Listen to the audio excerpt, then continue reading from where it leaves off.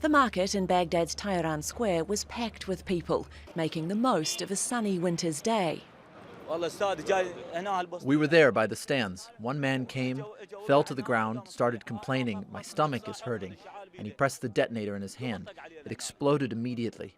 People were torn to pieces. A lot of people died and were injured. The Interior Ministry says that as more people flocked around the victims, the second bomb went off. It's the deadliest attack in central Baghdad since January 2018. It also happened in Tayaran Square. Similar bombings were commonplace in the capital in the early 2000s after the US-led invasion and later as ISIL's influence grew across the country. This part of the city became a fortress surrounded by concrete blast walls and checkpoints. But after the government declared ISIL defeated in 2017, such attacks became rare and the extra security was removed.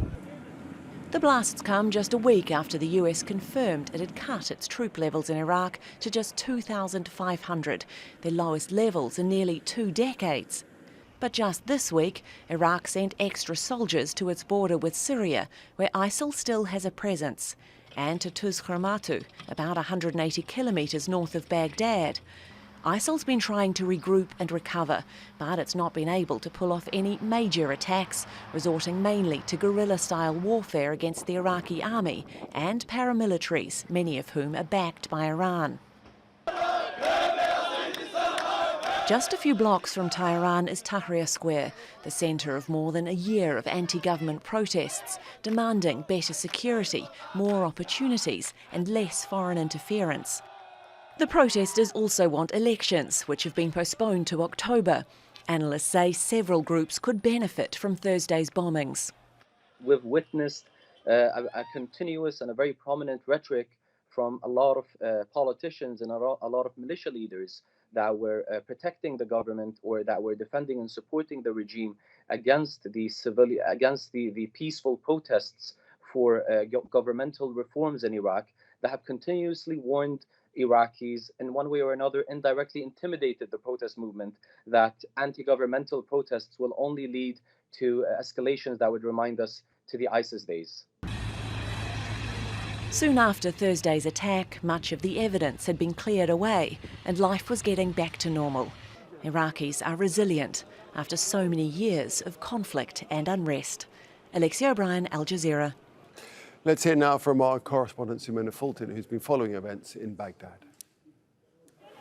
We're here at the site of the incident in Baghdad's central Tayaran Square. This is the market where the bombs went off earlier on Thursday. On the floor we can see burned pieces of clothing. There is also quite a bit of blood that is still spilled, which we're not showing you because it may be too graphic. And people here are still very much in shock. They cannot believe that such incidents could once again return to Baghdad, which has been relatively stable and peaceful since 2017, since ISIL was officially defeated. Now, many believe, although there is no official claim of responsibility yet, is that this attack bears the hallmarks of ISIL. What appears to have happened is that the first suicide bomber feigned sickness to attract people towards him, to help him, and after the first bomb went off and people gathered to help the wounded, that's when the second suicide bomber hit.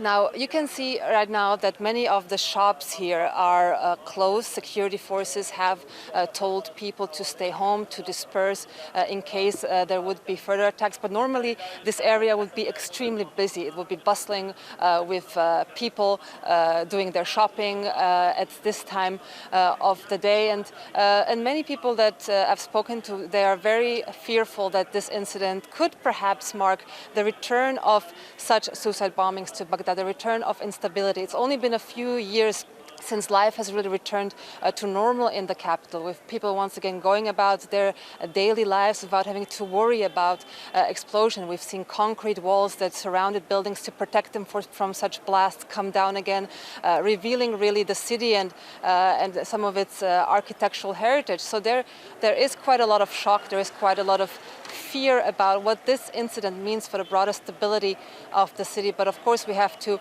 wait and see what the investigations will reveal, and we have to still wait for the official claim of responsibility. Yeah, so let's speak now to Albert Rushdie, who's the director of the House of Iraqi Expertise Foundation and joins us live by Skype from Baghdad. Albert Rushdie, welcome to the programme.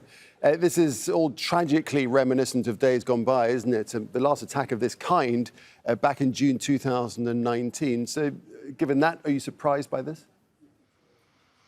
Well, actually, what's happened today is one of the massacres that Baghdad didn't see for a long time, starting from 2017. And what's happened today show us is that we don't only have an economical, political problem, but it looks like that we have a security problem.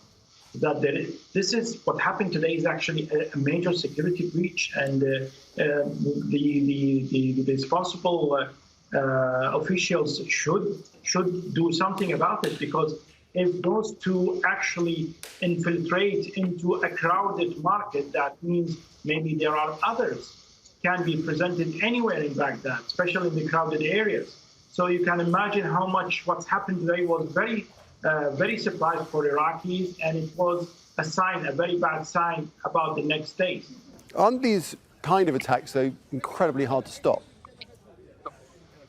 Well, it's supposed to be that we have a major security plan about securing Baghdad, and it's supposed to be successful in a way that Baghdad, before the security plan was blocked, was separated into areas, there were so many checkpoints in Baghdad, and all of those things actually vanished because it's supposed to be that we defeated ISIS eventually. But the problem now, we are reaching in a way that, no, we didn't defeat Daesh. We need to make more efforts on intelligent basis in a way to know exactly what's happening and to know exactly what ISIS is actually planning the next days about reaching to Baghdad. What do you make of the timing of this? Several things, really. Day two of the Biden presidency, just 5 or 6 days since the announcement of the troop drawdown, and the fact that there will be early elections to be held in Iraq. How does all this fit into it?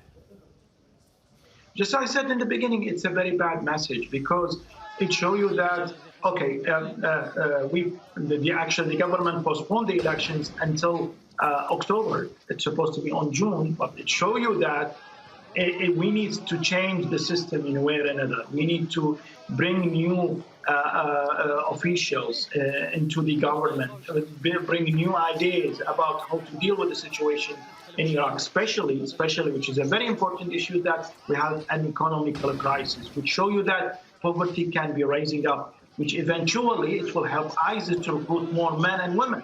So you can imagine how much we are in trouble, in real trouble. And that's why I think postponing the elections, the international issue, or let's say the conflict between Iran and the US, maybe has some sort of a relationship. But I think the most important thing is that we're going to focus.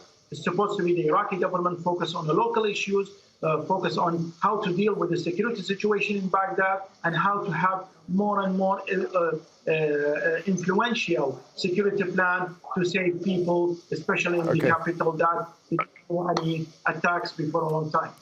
Albert Rushdie, great to get your expertise on this. I do appreciate that. Thanks very much indeed. You're most welcome.